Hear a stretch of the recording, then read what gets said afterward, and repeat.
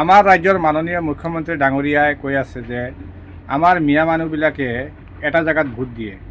হয়, আমাৰ মিয়া মানুহবিলাকে এটা জেগাতে ভোট দিয়ে, কংগ্ৰেছত।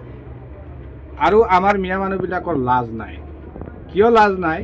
বিগত ৭০ বছৰ ভাৰতবৰ্ষত এই কংগ্ৰেছে শাসন চলাইছে আৰু বিগত ১৫ বছৰ আমাৰ অসম ৰাজ্যত তেখেতে শাসনত আছিল।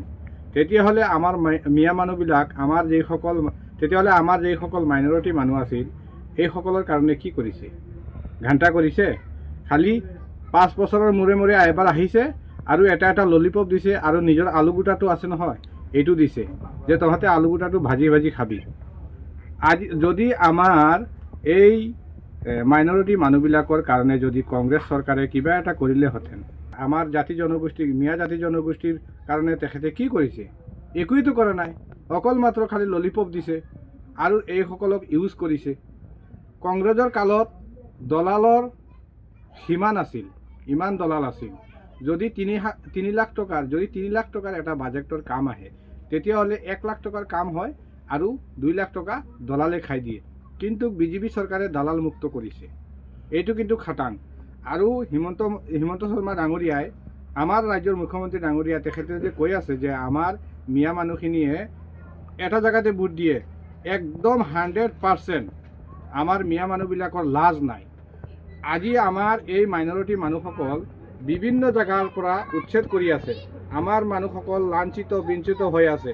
এই ঠাণ্ডাৰ সময়ত যিসকলক উচ্ছেদ কৰিছে, আপোনালোকে অনুভৱ কৰক, ইমান ঠাণ্ডাত এইসকল মানুহে যে থাকিবলৈ জেগা নাই।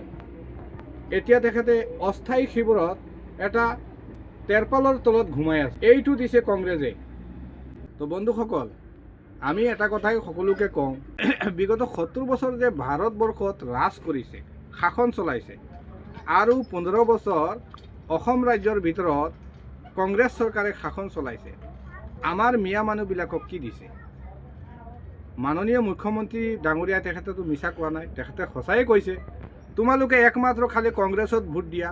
কংগ্ৰেছে কি কৰিছে? আমাক লাঞ্ছিত বিঞ্চিত কৰিছে, আমাক হাৰাশাস্তিৰ সন্মুখীন কৰি গৈছে কংগ্ৰেছ চৰকাৰে।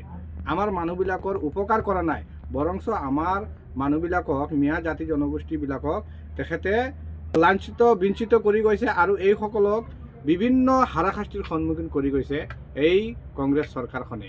গতিকে তোমালোকৰ বহুমূলীয়া ভোটটো দিবলৈ হ'লে অলপ চিন্তাধাৰা কৰি দিবা দেই, নহ'লে কিন্তু আগন্তুক দিনত ইয়াতকৈ ভয়াৱহ পৰিস্থিতি হ'ব আমাৰ মিয়া জাতি জনগোষ্ঠীৰ।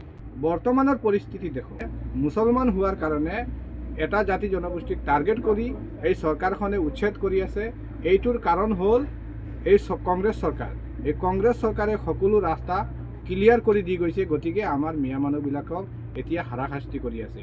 গতিকে আমি সকলো আমাৰ মাইনৰিটিসকল, যিসকল আমাৰ মুছলমান জাতি জনগোষ্ঠী, এইসকলক এটা আহ্বান কৰিম, তোমালোকৰ বহুমূলীয়া ভোটটো দিয়াৰ আগত অলপ চিন্তাধাৰা কৰিবা যে আমাৰ ভোটটো ক'ত দিব লাগে। ৫ টকা চাৰ কাপৰ কাৰণে আপুনি বিক্ৰী নাখাব, যাকে তাকে জিন্দাবাদ মুৰ্দাবাদ নিদিব। ভালকৈ চিন্তাধাৰা কৰিব যে আমাৰ ভোটটো ক'ত প্ৰদান কৰিব লাগে, ভোটটো ক'ত দিব লাগে। এইটো কিন্তু যেতিয়া আপোনালোকে চিন্তাধাৰা নকৰিব, তেতিয়াৰ পৰা কিন্তু আমাৰ যিসকল উঠি অহা প্ৰজন্মসকলৰ যিটো দুৰ্গতি হ'ব, একমাত্ৰ আপোনালোকৰ ভুলৰ কাৰণে। গতিকে আপোনালোকে এতিয়াও চিন্তাধাৰা কৰক, আমাৰ বহুমূলীয়া ভোটটো ক'ত প্ৰদান কৰিব লাগে, ক'ত দিব লাগে, এইটো আপোনালোকে চিন্তাধাৰা কৰিব লাগে। আমাৰ উঠি অহা প্ৰজন্মসকলৰ আগন্তুক দিনত ইয়াতকৈ বেছি পৰিস্থিতি বেয়া হ'ব আৰু ইয়াতকৈ আৰু বেছি সমস্যাৰ সন্মুখীন হ'বলগীয়া হ'ব। গতিকে আমি সকলোকে এইটোৱে আহ্বান কৰিছোঁ যে আপোনালোকৰ ভোটটো ভাল জেগাত দিব আৰু কংগ্ৰেছত ভোট নিদিব। গতিকে ইমানতে সামৰিলোঁ। আসসালামু আলাইকুম, নমস্কাৰ, জয় অসম।